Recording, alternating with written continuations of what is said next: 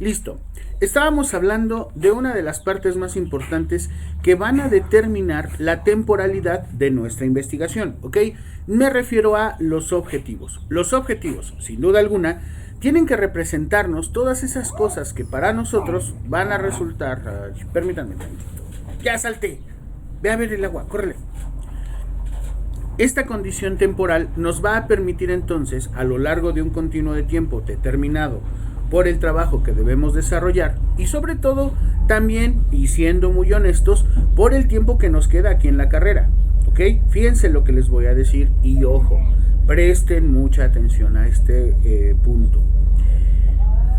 El hecho de que tú no termines, si es que lo has decidido, tu tesis en noveno semestre o en octavo o el semestre que entra, no significa que no vayas a poder optar como medio de titulación. Obviamente tendrás que esperar un tiempo considerable y creo que de eso tal vez no hablé tanto cuando veíamos estas situaciones que ahora nos impone el plan de estudios y el reglamento de titulación de la universidad, quizás porque vamos, todavía no es tiempo, pero sí sería importante recalcar lo siguiente, ¿ok? ¿De qué va a depender que tú antes de noveno o terminando el julio-diciembre 2022, que es cuando terminarías noveno, puedas estar entregando ya tu proyecto de tesis? Bueno, va a depender de dos cosas, nada más. Uno, que es total y únicamente responsabilidad tuya, es que lo concluyas. O sea, tú, tus compañeros, o tú y tu compañero, o tú y el compañero de otra carrera que ya lo permite también la universidad, tengan a bien desarrollar su proyecto y entregarlo en este periodo de tiempo que al día de hoy tenemos. Luego,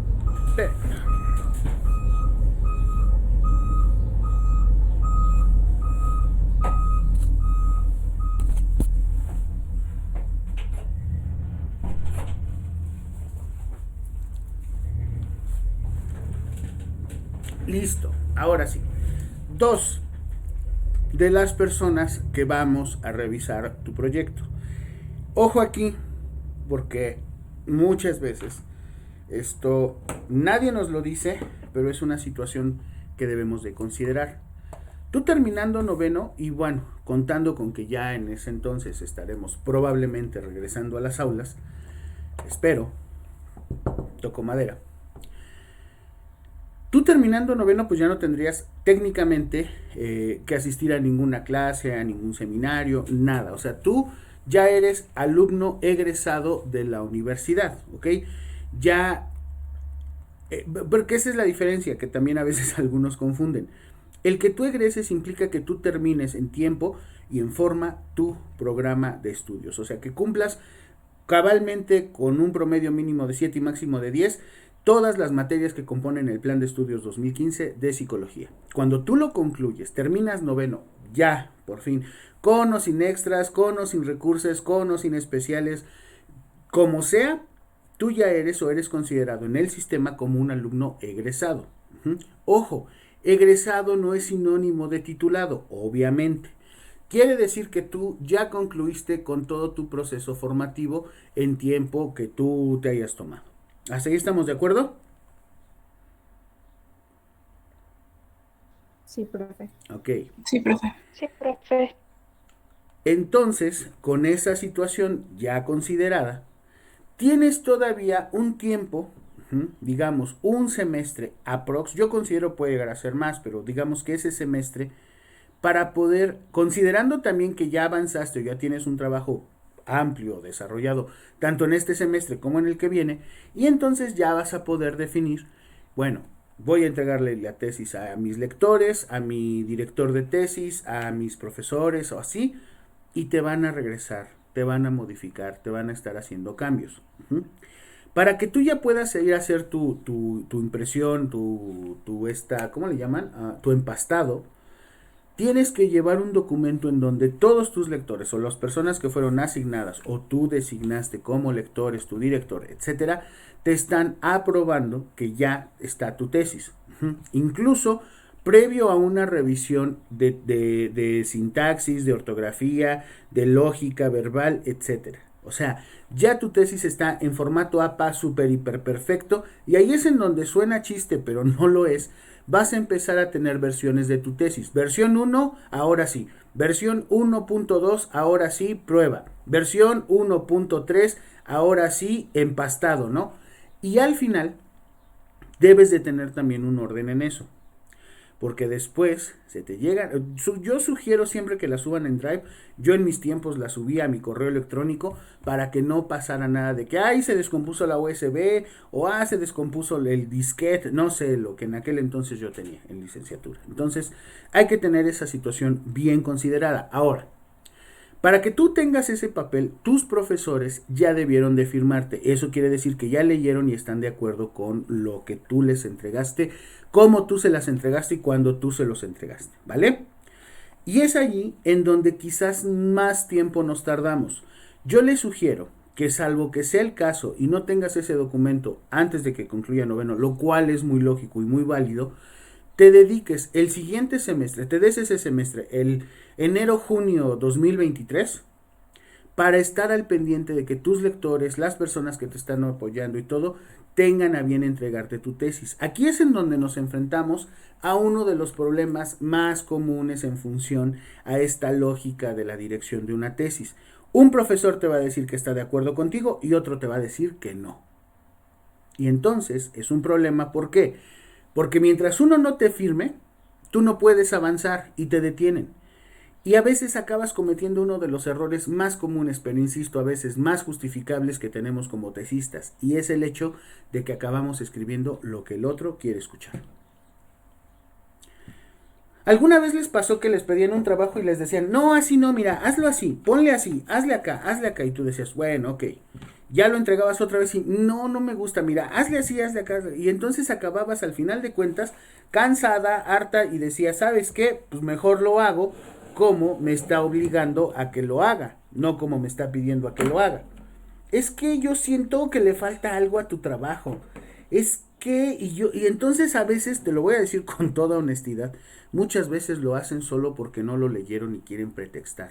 Y no digo que alguno de mis profesores lo haya hecho, ni lo haría, pero es a lo que nos exponemos, ¿ok?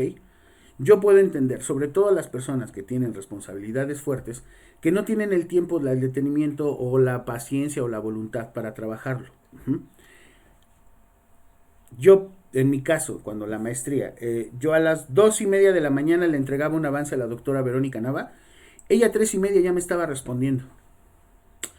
Entonces dije, de verdad, así, como que así va, órale. Y entonces yo le mandaba avances, 4 de la mañana, le decía, doctora, muy buenos días, en el transcurso de esta mañana, espero pueda revisar mi trabajo. 7 de la mañana yo ya tenía revisiones. Y yo decía, ¿qué onda con esta mujer? No es de este mundo, y en realidad no lo es una persona excepcional, de verdad. Es increíble esa señora. Entonces, ahí es en donde muchas veces dices, bueno, entonces ya está en mí el que ya me haya dado una observación, el que ya me haya marcado algunas cosas, el que me haya dado material para leer y trabajarlo, ya es mía. Pero ¿qué pasa cuando tú lo haces, lo mandas y no te responden? De verdad, ha habido casos en donde la gente se esconde. En la normal de especialización, donde estaba al lado de la escuela donde yo trabajaba, allá en Polanco, yo veía cómo los alumnos estaban afuera de los cubículos de algunos profesores esperándolos para que les diera información y se estaban a veces hasta 2 horas porque ya les surgía titularse y en serio, de verdad, eso es una situación que debemos de respetar mucho, ¿ok? Entonces hay que tener cuidado con eso, hay que prepararnos para todo, pero sobre todo asumir esa responsabilidad. Ahora, vuelvo a repetir, que en noveno tú ya estés entregando tesis es lo ideal, pero en realidad pueden sucederse cualquier tipo de situaciones. Que el nivel de dificultad o la aplicación de un nivel específico de dificultad que tenga tu tema o tu trabajo vaya a determinar tus tiempos, indudable e invariablemente. Solamente, insisto, utiliza algunas de las herramientas que vamos a ver el día de mañana y te vas a dar cuenta de que tenemos posibilidades reales no en función a las características del estudio, sino más bien a la acomodación de tus tiempos. ¿De acuerdo? Hasta aquí, ¿tienen alguna duda, alguna pregunta, algún comentario?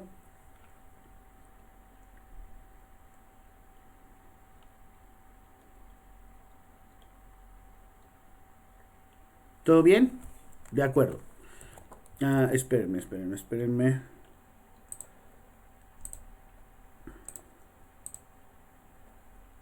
Ahora sí.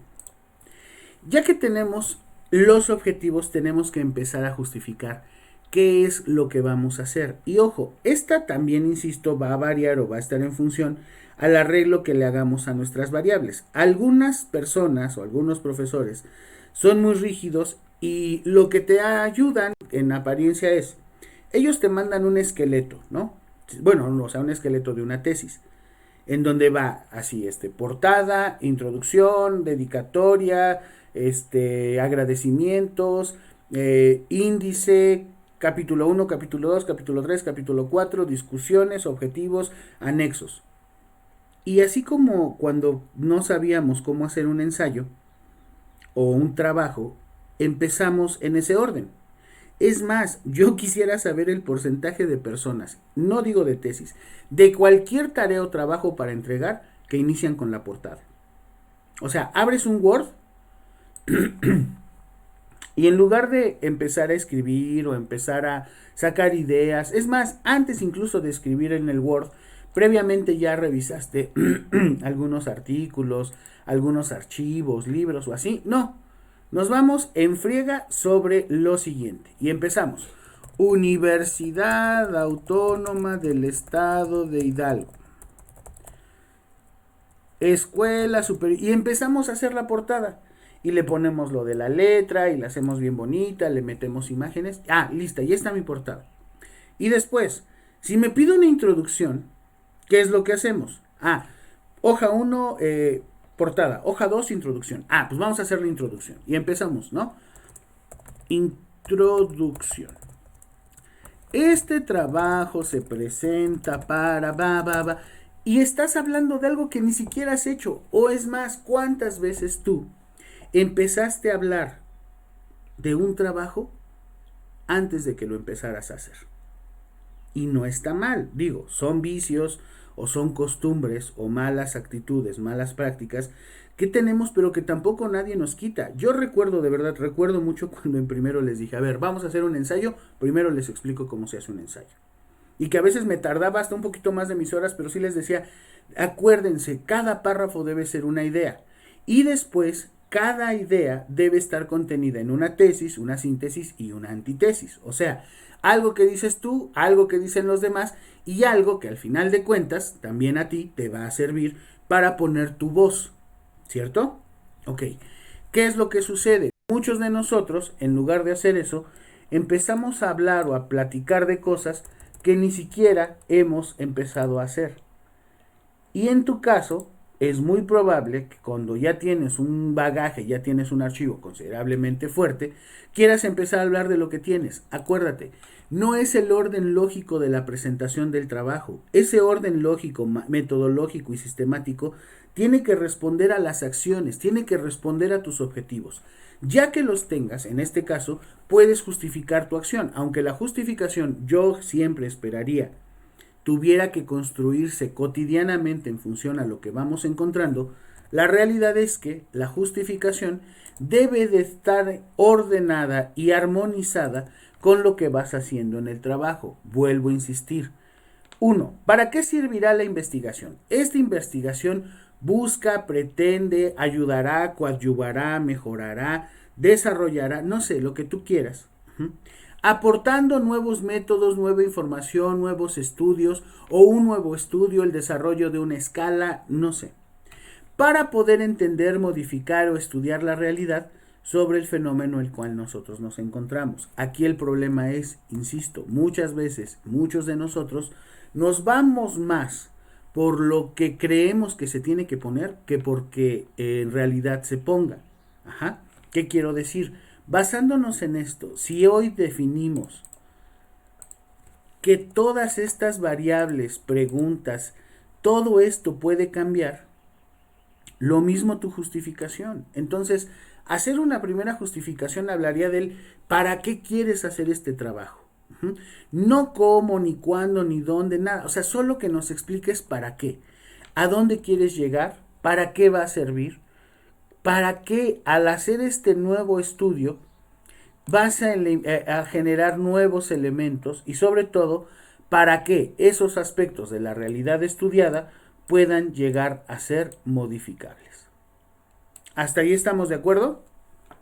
Entonces, no se casen con la idea de que a fuerza la justificación que escribas al principio o lo que te esté yo pidiendo es la que va a quedar al final en tu empastado. No es así, ni tendría por qué serlo, ¿ok? Solamente sirve para guiarnos, ¿ok? La justificación literalmente justifica todo el proceso, el desarrollo, la teoría, la base práctica que tú vas a colocar en tu trabajo. ¿Sale? ¿Tiene alguien alguna duda, alguna pregunta, algún comentario, algo que no esté quedando claro?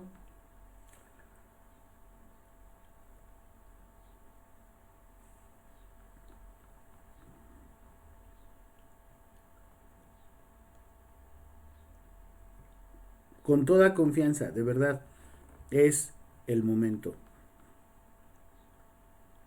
Profe, sería como si la justificación inicial solo fuera para guiar la investigación y después se iría modificando con base en lo que vaya saliendo. Efectivamente, ese es el punto. Y es muy válido. Fíjate, ahí yo creo que ya hablaríamos incluso de la madurez de nuestro trabajo. Imagínate qué padre va a ser que cuando tú estés presentando, defendiendo tu tesis, más bien, porque es una defensa de tu trabajo, te acuerdes de todos esos trabajitos que hacías en la seco, en la prepa, que hicimos en psicometría, lo que desarrollaste en investigación cual y cuantitativa y que al final se vea cristalizado allí. Así cuando empezamos con el tabaquismo en México en la primaria o el aborto en México o así, ahora que estés llevando esto a niveles mucho más fuertes y mucho más amplios en cuanto a criterios, eso es algo fabuloso. Por supuesto, se tiene que mover y como ya dije, se pueden, se deben o se tienen que mover en función al proceso. O sea, en todo esto, alrededor de todo esto, hay una cuestión cronológica, ¿cierto? O sea, no solo es en el cuándo. Todo este proceso tiene un ciclo. De hecho, recordarán en investigación cuantitativa o investigación cualitativa, les hablaban de los tipos de estudio. Hay transversales longitudinales, ¿cierto? Transversales son los que toman una fracción de un tiempo de una línea de tiempo, no sé, 1 año, 2 años, 3 años, n. Y hay longitudinales que son como por ejemplo los que utilizan las farmacéuticas para analizar las reacciones que pueden llegar a tener a corto, mediano, largo plazo algún tipo de medicamento, vacuna, etcétera. ¿Sale? Muy bien, excelente señorita Giselle, muy buena visión de esto. ¿Alguien más tiene alguna duda, alguna pregunta?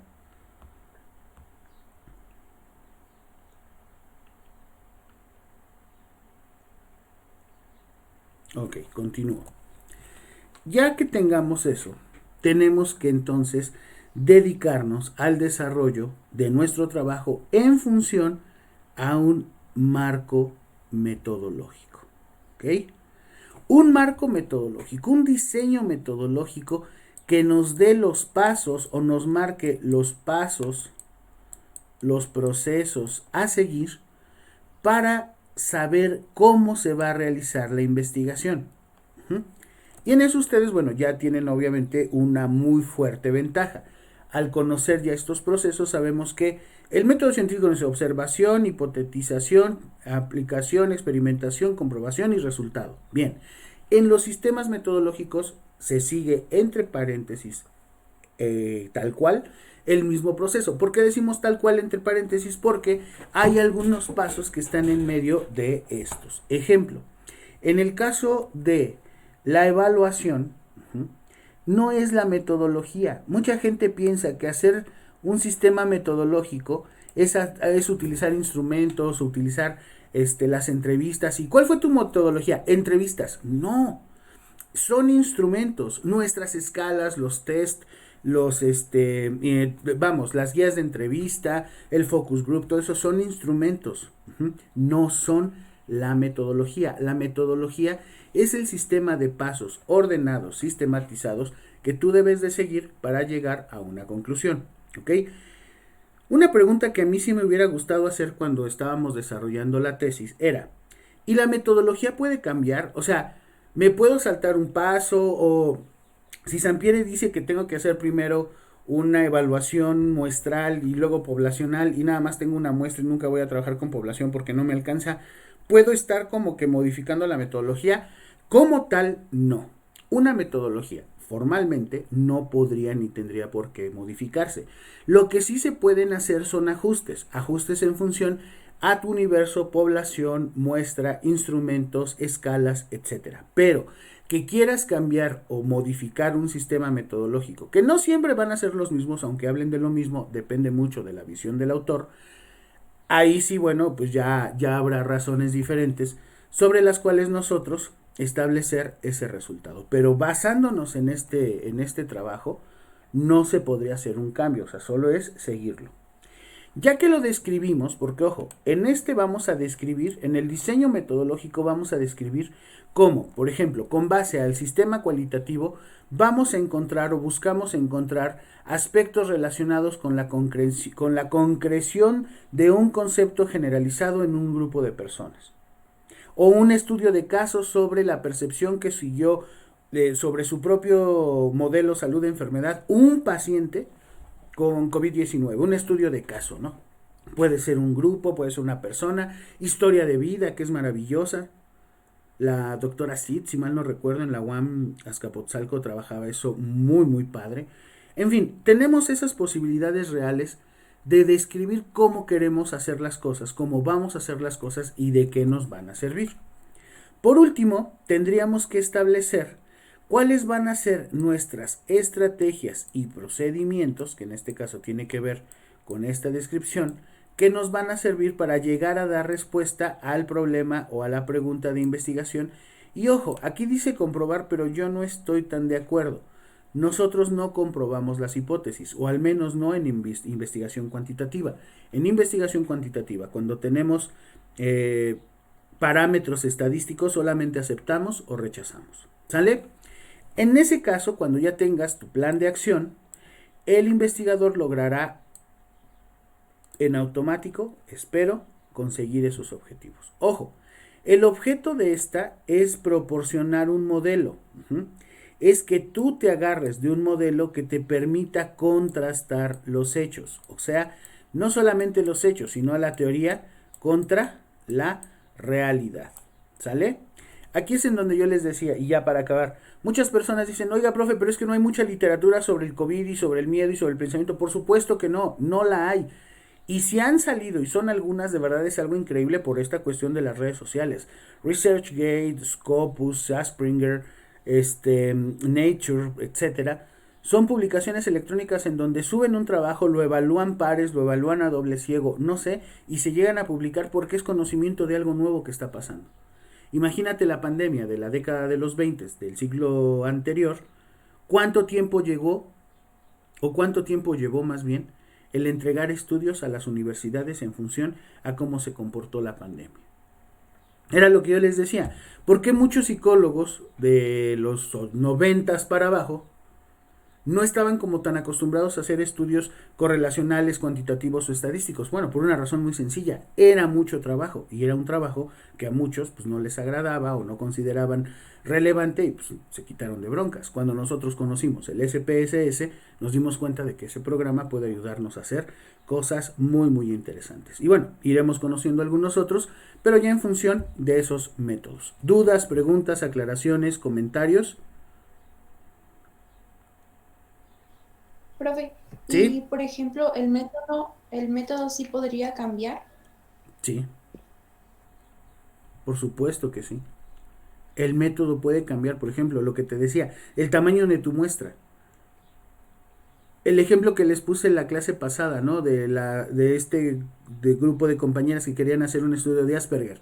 Y dices, wow, o sea, el estudio, el planteamiento, lo que ellas querían hacer estaba súper interesante. Pequeño gran problema, no hay población. Entonces, hacer un estudio cuantitativo cuando tienes menos de 30 personas, pues resulta estadísticamente poco significativo. No es como muy bueno. Incluso el mismo SPSS, no sé si recuerden, en algunos casos te decía que no había suficientes datos para cumplir tu hipótesis o tu trabajo. Entonces, claro que se puede modificar.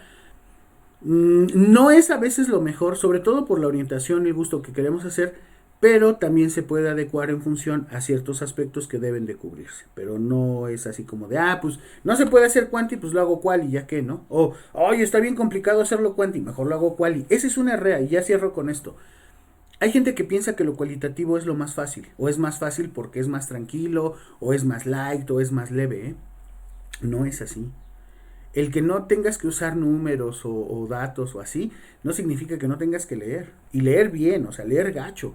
Bueno, no gacho, o sea, con cantidad, ¿no?